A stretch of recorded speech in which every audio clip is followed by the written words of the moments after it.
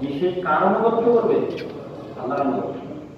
তাহলে তো বহু কেউ সাধারণ খ্রিস্টান বহু করে, খ্রিস্টানদের যে পাত্রী সে বহু করে, যাকে আল্লাহ ছেলে বলতেছে সে কার গোলামি করতে বাধ্য? আল্লাহর গোলামি। আল্লাহ সমালোচনা করা যে সে অবাগমিউ, সে আদিষ্ট, এরা ঈসা ইবনে মারইয়াম এবং উযাইর তারা আদিষ্ট, ইল্লা ইয়াবুদুল্লাহু ওয়াহিদা, যে তারা আল্লাহ ব্যতীত অন্য কারো ইবাদত করবে না, এই মর্মে তারা আদিষ্ট। লা ইলাহা ইল্লাহু সুবহানাহু আম্মা ইউশরিকুন, আল্লাহ ব্যতীত ইবাদতের যোগ্য কোনো মাবুদ নেই। সুবহানাহু, আল্লাহ এই সকল কিছু থেকে মহা পবিত্র। আল্লাহ সম্পর্কে তারা যা দাবি করে মহা পবিত্র। আম্মা ইউশরিকুন, আর তা থেকেও পবিত্র যেগুলোর দ্বারা তারা আল্লাহ শিরক করে থাকে, সেগুলো তো পাওয়া যায়।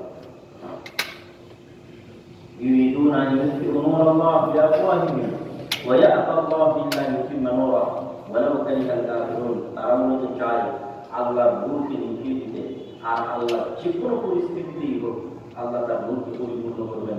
ওয়ালাউ কারিহাল কাফিরুন, যদিও কাফিররা সেটা অপছন্দ করে। হুয়াল্লাযী আরসালা রাসূলাহু বিল হুদা ওয়া দীনিল হক, আর তিনি সেই আল্লাহ যিনি আমাদের নবীর কথা, যিনি এই নবী শেষ নবীকে প্রেরণ করেছেন বিল হুদা ওয়া দীনিল হক, হেদায়েত দিয়ে এবং সত্য দিন দিয়ে, লিউযহিরাহু আলা দীনি কুল্লি, যাতে দিন বিজয়ী হয় সারা পৃথিবীর সকল দিনের উপর। ওয়ালাউ কারিহাল মুশরিকুন, যদিও মুশরিকরা তা অপছন্দ করে।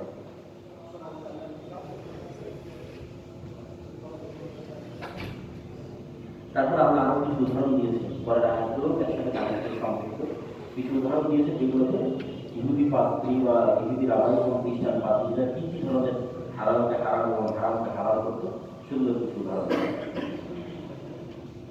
তারপরে সরাসরি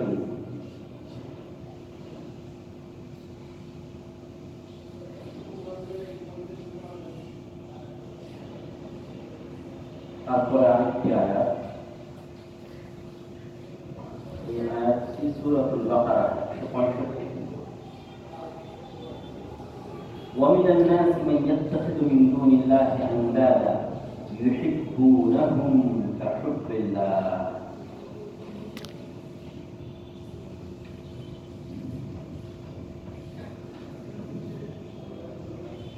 সূরা বাকারা 165।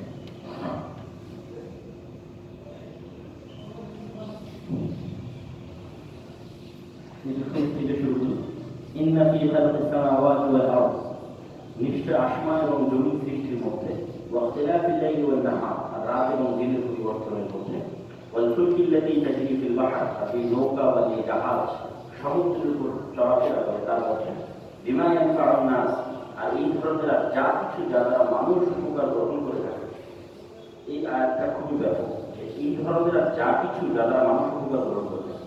যেমন আমরা এখন সব কিছু উপকার নিচ্ছি ল্যাপটপ দিয়ে, কম্পিউটার দিয়ে, মোবাইল দিয়ে, আল্লাহ শুধু বলতে চাচ্ছে এগুলোর মধ্যেও আল্লাহর আলামত বা আল্লাহর নিয়ামত বা আল্লাহকে খুঁজে পাওয়ার চিহ্ন রয়েছে। ইমানের পাওনা, আর প্রত্যেক জায়গায় মানুষ উপকার গ্রহণ করে। ওমা আনজালাল্লাহু মিনাস সামাই মা, আর আল্লাহ আসমান থেকে বর্ষণ করেন পানি, তাহিয়া বিল আরদি বা'দা মাউতিহা, আর সেই পানি দিয়ে মৃত জমিনকে জীবিত করে তোলে। ওয়াবাসা ফিহা মিন কুল্লি দাব্বাতিন, আর এই পৃথিবীতে চলমান প্রত্যেক জীবজন্তু যে রিজিকের দায়িত্ব আল্লাহ গ্রহণ করে রেখেছেন সেটি। ওয়াতাসরিফির রিয়াহ, আল্লাহ যে বাতাস প্রবাহিত করেন সেটি। ওয়াসসাহাবাল মুসাখখারিনা সামাই ওয়াল আরদ, আর আল্লাহ যে মেঘমালা প্রবাহিত করে থাকেন সেটি। লাআয়াতিন লিকাওমিন ইয়াকিলুন, এগুলো সবগুলোই বিভিন্ন নিদর্শন আল্লাহকে খুঁজে পাওয়ার জন্য, ওই সমস্ত জাতিদের জন্য বিভিন্ন এবং নিদর্শন যাদের বুঝার সক্ষমতা রয়েছে। এই জন্য আমরা বলি যে আমরা বিমানের কামনা যে একটা আল্লাহ বলেছে প্রত্যেক জায়গায় মানুষ উপকার করে, মানুষ উপকার গ্রহণ করে। মানুষ সেটি যতই আবিষ্কার করুক, এটা আসলে আগে থেকে পৃথিবীতে অস্তিত্বশীল ছিল, মানুষের জ্ঞানের বাইরে ছিল, মানুষ জানত, কিন্তু এটা পৃথিবীতে ছিল। যেমন পৃথিবীতে আমাদের আগেও পাখি আকাশে উঠত, কিন্তু আমরা ওরা জানতাম না। মানে এই বিমান পৃথিবীর আকাশে উঠবে এই সক্ষমতা পৃথিবীর আগে থেকে মানুষ শুরু করে। এখান থেকে কথা বললে আমেরিকা পর্যন্ত কথা পৌঁছে যাবে, এই সক্ষমতা পৃথিবীতে, টেকনোলজি পৃথিবীর আগে থেকে মানুষের কাজে লাগাতে পারে। তো মানুষও যত রকমের জিনিস আবিষ্কার করতেছে সেগুলো আল্লাহ নিদর্শনের কি বহন করে? প্রমাণ বহন করে। কিভাবে আল্লাহ এই পৃথিবীকে সৃষ্টি করেছেন বা কিভাবে পৃথিবীর টেকনোলজিক্যাল সিস্টেম ডেভেলপ করা আছে যে এত দূর থেকে মোবাইলের কথা আদান প্রদান করা সম্ভব।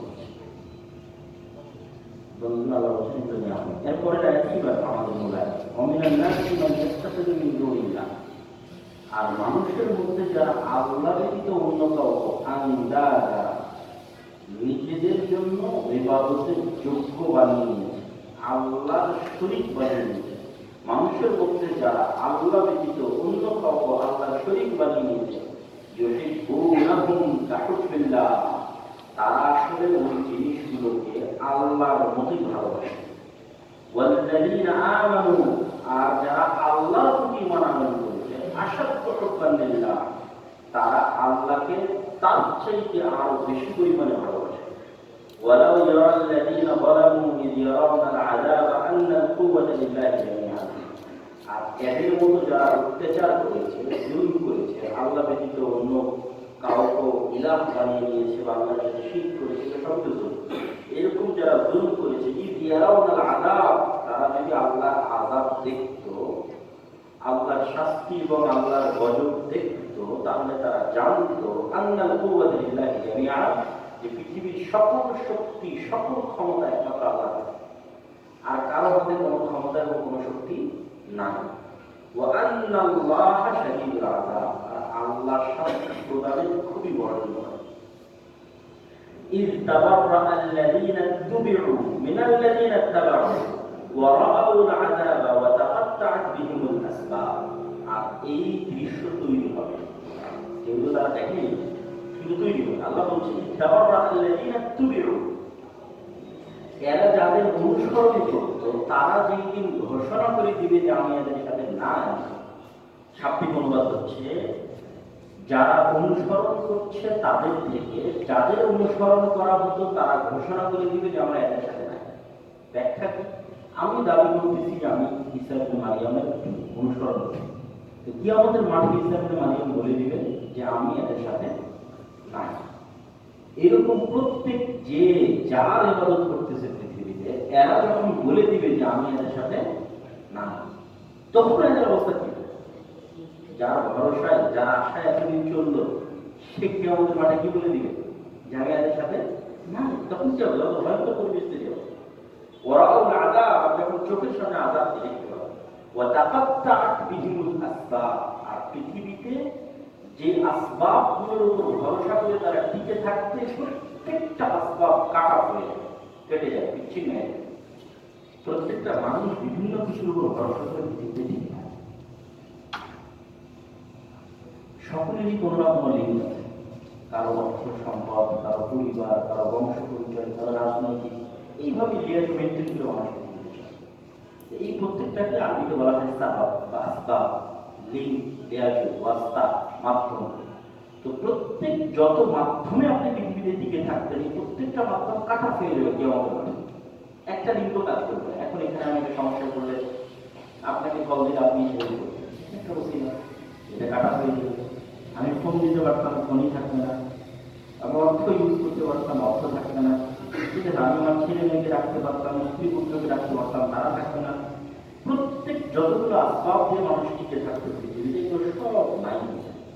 وقال الذين اتبعوا لو أن لنا كرة فنتبرأ منهم كما تبرأوا منا كذلك يريكم الله أعمالكم حسرات عليهم وما هم بخارجين من النار। আল্লাহ বলছেন সেই দিন যখন তারা এই দৃশ্যগুলো দেখবে, তখন যারা দুনিয়াতে শিরক করবে, কেউ যদি শহীদ মিনারের পূজা করে থাকে, শহীদ মিনার সেই দিন বলে দিবে যে আমি এদের থেকে নাই, বলবে শহীদ মিনার তো ঠাকুর আল্লাহ তাকে জীবন দিয়ে দিতে পারে, জীবন দিয়ে সে কথা বলবো। এরকম প্রত্যেক ইট, পাথর, খাম্বা, মূর্তি যা কিছু মানুষ ইবাদত করেছে, তার সবগুলো কি আমাদের তাদের থেকে বিচ্ছিন্নতা ঘোষণা করবে। এক, এটা একটা দেখবে। দুই, তারা দেখবে যে তাদের চোখের সামনে থাকবে। তিন, তারা দেখবে যতগুলো ওসিলা ব্যবহার করে তারা পৃথিবীতে টিকে থাকতে, একটা ওসিলা সেই দিন কাজ করতেছে না, টাকা পয়সা, ধন দৌলত, পরিবার, বংশ কমছে। এই তিনটা যখন তারা দেখবে, তখন তারা বলবে, এই পৃথিবীতে যে সমস্ত মুসলিমেরা বসবাস করতেছে, এরা তখন বলবে ইস, আল্লাহ যদি আমাদের পুনরায় পৃথিবীতে ফিরে যাওয়ার সুযোগ দিত, তাহলে আজকে যেমন এরা আমাদের থেকে বিচ্ছিন্নতা ঘোষণা করেছে, আমরা পৃথিবীতে যে পাল্টা প্রতিশোধ শুরু এদের থেকে বিচ্ছিন্নতা ঘোষণা করেছি। যে আজকে তোমরা আমাদের থেকে বিচ্ছিন্নতা ঘোষণা করলে আমাকে পৃথিবীতে আর একটা দেওয়ার সুযোগ দেওয়া হোক, আমি এদের থেকে বিচ্ছিন্নতা ঘোষণা করি যে আমি আর এই শহীদ মিনারের সাথে নাই, আমি আর এই জাতীয় স্মৃতিসৌধের সাথে নাই, আমি আর এই বিভিন্ন মূর্তির সাথে নাই, অমুকের সাথে নাই, অমুক মাযহাবের সাথে নাই, বা অমুক মূর্তির সাথে নাই, বা অমুক রবের সাথে নাই, বা ঈসা ইবনে মারিয়ামের সাথে নাই।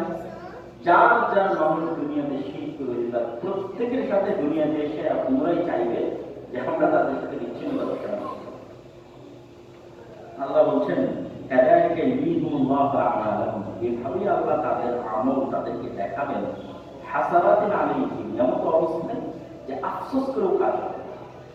এই আফসোসরত অবস্থায় আল্লাহ তাদের আমল তাদেরকে দেখাবেন। ওয়া মা হুম বিখারিজিন মিনান নার, আর তারা জাহান্নামের আগুন থেকে বের হতে পারবে না। মানে তারা যে ফিরে আসতে চাচ্ছে পুনরায়, সেই ফিরে আসার সুযোগ তাদের। এই ছিল আমাদের যে মূল আয়াত, সেই আয়াতের সাথে সংশ্লিষ্ট আগের আয়াত, চারি আয়াতের অর্থকে সম্পূর্ণরূপে স্পষ্ট করে দিল। যেখান থেকে কালিমায়ে শাহাদাত ব্যাখ্যা হচ্ছে যারা আল্লাহ ব্যতীত অন্য কারোর সাথে শিরক করে তারা সেটিকে আল্লাহর মতোই ভালোবাসে। তাহলে মূল পয়েন্ট দাঁড়ালো ভালোবাসা। মানে আপনি এমন কিছুকে যদি আনলিমিটেড লিমিট ক্রস করে ভালোবাসেন তাহলে ওটাও শিরকের দিকে নিয়ে যায় মানুষ।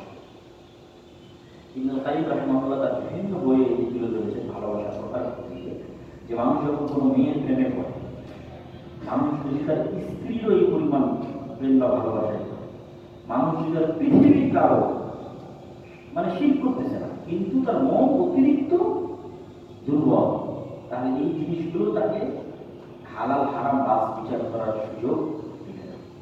তার সন্তুষ্টির জন্য যা করণীয় তাই করবে। এই জন্য এখান থেকে এই কালিমায়ে শাহাদাত ব্যাখ্যা সেখান থেকে আমাদের শিক্ষা হচ্ছে সর্বোচ্চ ভালোবাসা হতে হবে তার জন্য, যেটা পরে যায় পরের অংশ বলা আছে। আর যারা আল্লাহর প্রতি মানামন করে তারা সবচেয়ে বেশি ভালোবাসতে হবে। এবার আল্লাহর ভালোবাসার সাথে সম্পৃক্ত করে স্ত্রীর ভালোবাসা, আল্লাহর ভালোবাসার সাথে সম্পৃক্ত করে সন্তান সন্ততির ভালোবাসা, আল্লাহর ভালোবাসার সাথে সম্পৃক্ত করে বাবা মায়ের ভালোবাসা, আল্লাহর ভালোবাসার সাথে সম্পৃক্ত করে বন্ধু বান্ধবের ভালোবাসা, আল্লাহর ভালোবাসার সাথে সম্পৃক্ত করে দেওয়ালের ভালোবাসা, সংগঠনের ভালোবাসা। মানে যদি আল্লাহর আদেশের সাথে যায় তাহলে আসি, তাহলে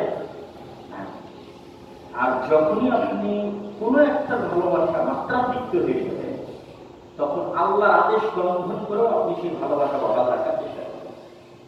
তাহলে আপনি কি রাস্তায় আগাচ্ছেন? শিরকের রাস্তায় আগাচ্ছেন।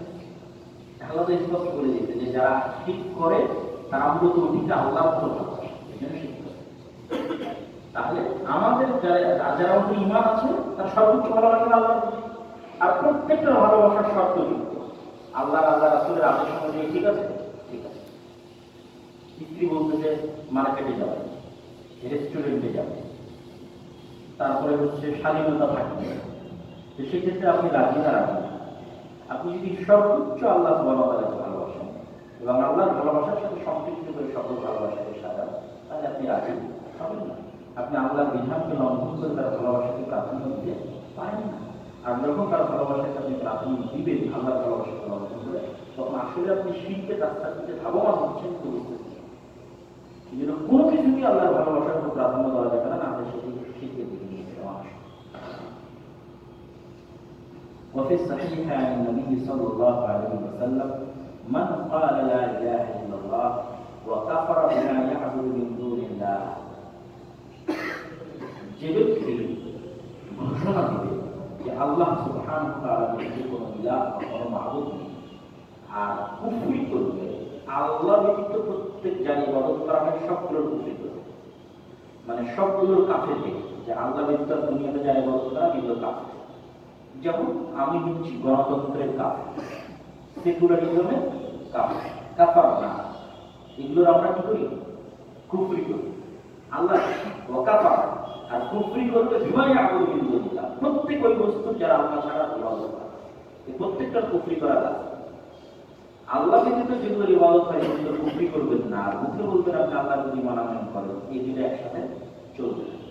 এই ব্যাখ্যাটা আমরা আগেও দিয়েছি, কিন্তু এখানে আবার আলাদাভাবে ব্যাখ্যা হিসেবে আনা হচ্ছে যে লা ইলাহা ইল্লাল্লাহ ব্যাখ্যা হচ্ছে যেমন আপনি আল্লাহর উলুহিয়াতের স্বীকৃতি দিবেন, ঠিক তেমনি আল্লাহ ব্যতীত আর যার ইবাদত দুনিয়াতে হয় সেগুলো কি করবে? কুফরি করবে। এই দুটো যখন হবে তখন কালিমা লা ইলাহা ইল্লাল্লাহ ব্যাখ্যা ঠিক থাকবে, তখনই তার জান, মাল, ইজ্জত, আব্রু নিরাপদ হবে, তার ধন সম্পদ নিরাপদ হবে, তার জীবন নিরাপদ হবে।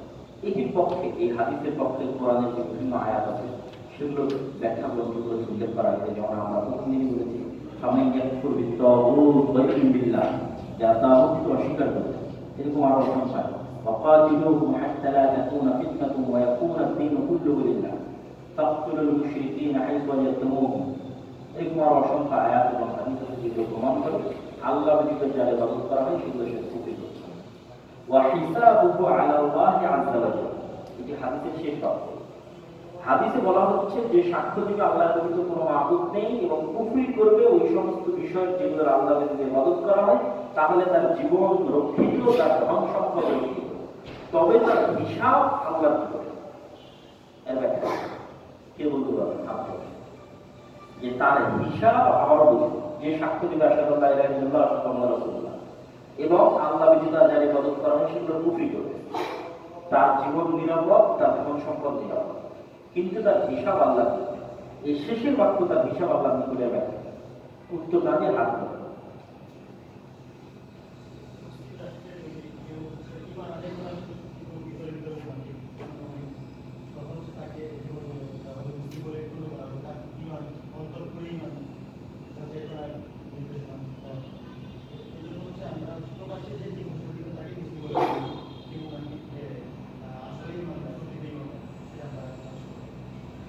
সুন্দর, উনি যেটা বলতে চাইছেন বুঝেছি, এই সঠিক উত্তর। হিসাবুহু আলা আল্লাহ, মুখে ঘোষণা দিচ্ছে যে আমি আল্লাহ ব্যতীত অন্য কারো ইবাদত করি না, এবং মুখে আল্লাহর ব্যতীত যারা ইবাদত করা হয় সেগুলো কুফরি করছে। যেমন আমি মুখে আপনাদের সঙ্গে কুফরি করলাম যে আমি গণতন্ত্র, সেকুলারিজম, ধর্মনিরপেক্ষতাবাদ এগুলো আমি কাফের, তো মুখে এরকম প্রকাশ্য ঘোষণা হচ্ছে, তাহলে স্বাভাবিকভাবে তাকে মুসলিম হিসেবে গণ্য করা হয়। কিন্তু তার অন্তরে কি আছে এটার হিসাব কিয়ামতের মাঠে আল্লাহ আছে। অন্তরে কি আছে এটার হিসাব মানুষের কাছে নয়, মানে মানুষের এটা উচিত নয় যে আরেকজনের অন্তরের হিসাব যাচাই করা। মুখের কথা বিশ্বাস করে আর অন্তরেরটা ছেড়ে দিতে হবে কার জন্য? অন্তরেরটা যাচাই করার দায়িত্ব নবী রাসূলদের দেওয়া হবে। মুখের কথাই ঠিক আছে, ঠিক আছে, মুখের কথার উপর বিশ্বাস করে পৃথিবী চলবে, আর অন্তরের ফায়সালা কিয়ামতের মাঠে আল্লাহ। এরপরের অধ্যায়ে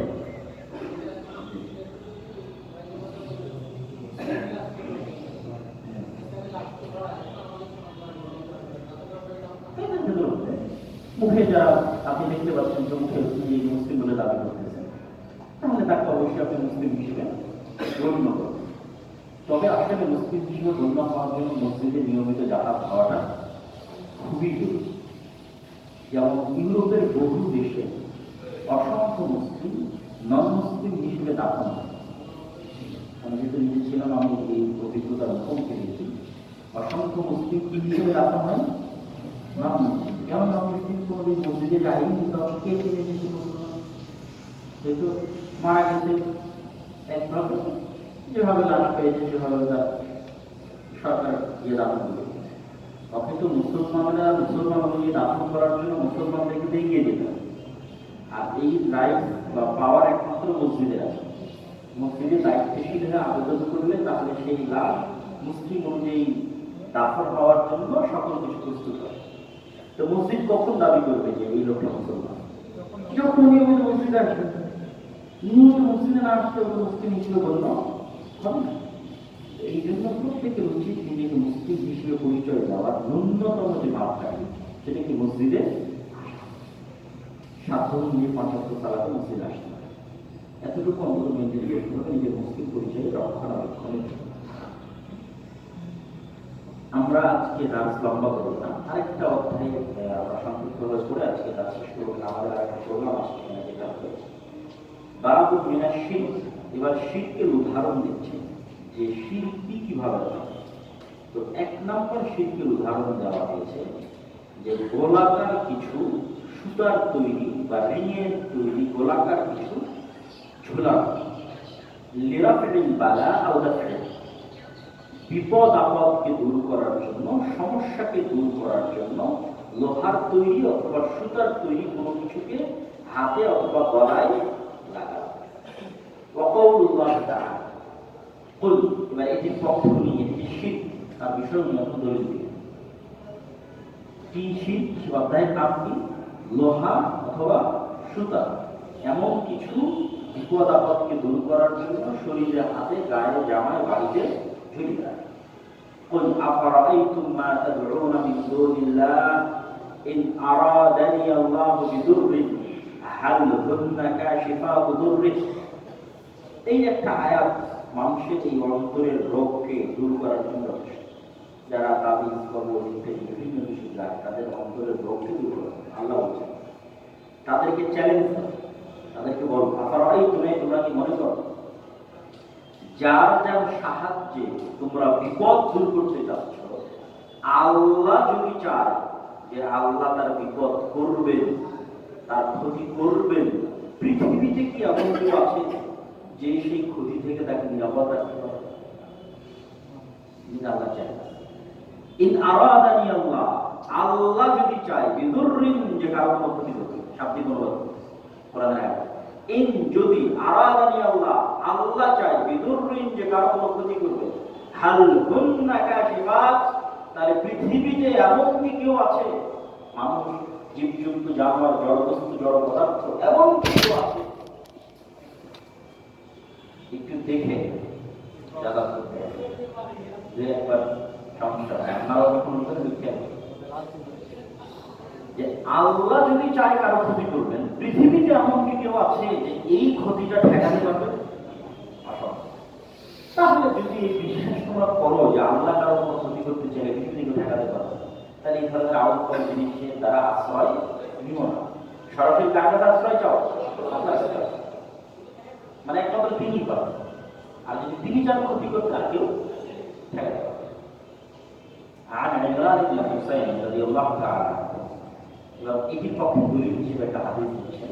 ইমরান ইবনে হুসাইন রাদিয়াল্লাহু তাআলা তিনি বলেন, একদা রাসূলুল্লাহ সাল্লাল্লাহু আলাইহি ওয়াসাল্লাম একজন ব্যক্তির হাতে একটা বালা জাতীয় কিছু তিনি দেখলেন, তো যেটির রং ছিল হলুদ কালার।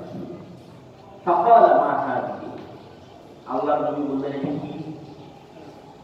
ফাকালা মিনাল ওয়াহিদা, হে আল্লাহর নবী, এটি মূলত আমার শরীরে দুর্বলতা কাজ করে, সেই দুর্বলতা দূর করার জন্য আমি দিলাম।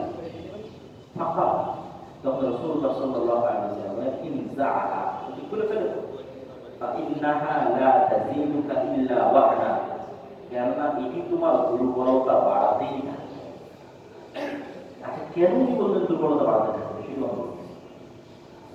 যেহেতু হাদিস শেষ হয়, অনুবাদ কমপ্লিট হয়ে যাবে। ফাইন্নাকা লাউ মিত্তা ওয়া হিয়া আলাইকা মা আফলাহতা আবাদা, তুমি যদি এমন অবস্থায় মারা যাও যে তোমার গায়ে এই জিনিসটা আছে, মা আফলাহতা আবাদা, কোশ্চেন করো তুমি দুনিয়া এবং পরকালে সফল হতে পারবে, মানে তোমার মৃত্যু ইমানের মৃত্যু হবে না, এই কারণে তুমি সফল হতে পারবে। আর দুর্বলতা বাড়তে থাকবে কেন? একই তো ছিল শারীরিক দুর্বলতা, শারীরিক দুর্বলতা দূর করার জন্য আপনি জিনিসটা লাগিয়েছেন, এইটা এখন আপনার মানসিক দুর্বলতা তৈরি করবে। কি মানসিক দুর্বলতা তৈরি করবে? যখনই মনে হবে এটা খুলে ফেলবো, মনে হবে আমি দুর্বল, খুলে না আমি তো মনে হয় দুর্বল। তাহলে শারীরিক দুর্বলতার পাশাপাশি কোন দুর্বলতা যুক্ত হয়ে গেল? আর যদি এই বিশ্বাস এবং এই ভরসাটা আল্লাহর উপর রাখতো, তাহলে শারীরিক দুর্বলতা থাকার পর মনোবল কি থাকতো? শক্ত থাকতো। আর অনেক সময় মানুষ অসংখ্য কঠিন জিনিস পার হয়ে যায় শুধু শক্ত মনোবল, শুধু মানসিক। বহু মানুষ দেখবেন অপারেশনের পর 2 দিনে সুস্থ হয়েছে, 1 মাসও হচ্ছে। যে মানসিক শক্তির প্রভাব, মানসিক শক্তি যে সত্যিকার আপনার শরীরে প্রভাব রাখে, তার বাস্তব একটা উদাহরণ আপনারা নিতে পারেন। যারা জিমে যায়, ব্যায়াম করে, দেখবেন যে জিমের ট্রেনার আপনাকে বারবার বলতেছে যে আপনি যে মাসালটা বিল্ড